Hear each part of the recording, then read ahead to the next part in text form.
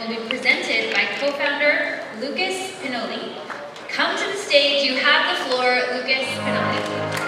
Thank you so much. We have 4 minutes on the clock, and time starts now.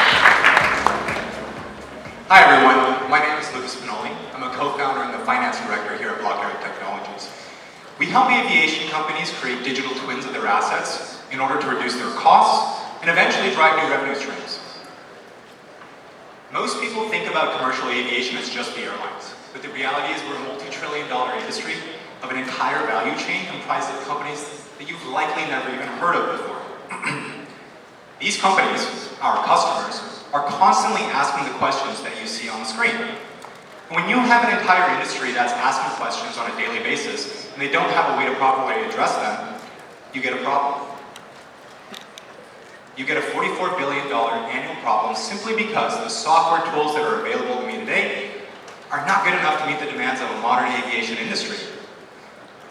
Now this number creates a variety of issues, of which our platform is addressing quite a few of them already, but there is one use case that I want to talk about today, because it's happening right now.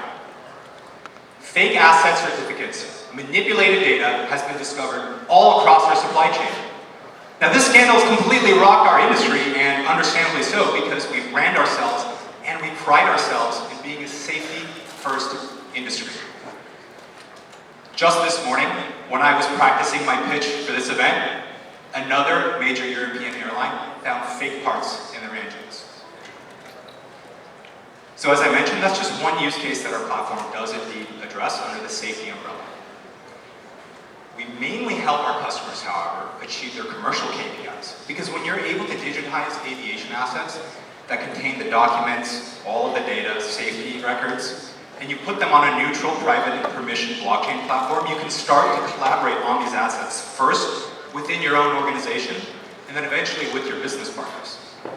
Our industry has been asking for something like this for years now, and we're the ones to go and do it. Where are we at today? Well, we have a handful of customers from around the world using our platform. We've just kicked off our growth phase, and we're looking to bring on another dozen or so companies over the next 6 months. Our go-to-market strategy is pretty straightforward. We slice and dice companies based off of their size and where they're positioned in the value chain.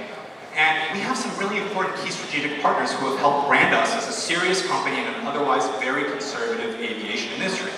Now, I do want to talk about some of these things because I think they're pretty cool.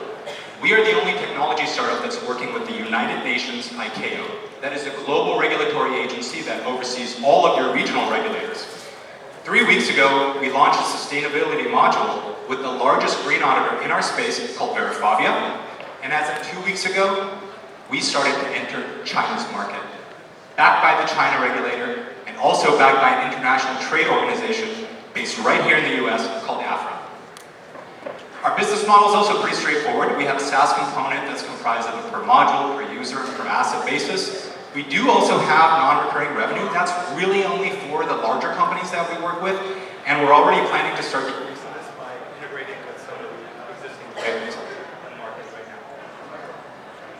Lastly, we have revenue sharing with some of our strategic partners. Our team is being led by our CEO and founder, Mr. Todd Sienna, who prior to founding Aero, was already a successful entrepreneur in the aerospace industry for over 10 years, where he was managing and trading parts and doing consulting based out of Shanghai, China. We are an international team that's designed an international solution in order to address not only Western markets, but also traditionally hard to enter markets such as Japan, China, Southeast Asia, India, and as of last month, Africa. Thank you all very much.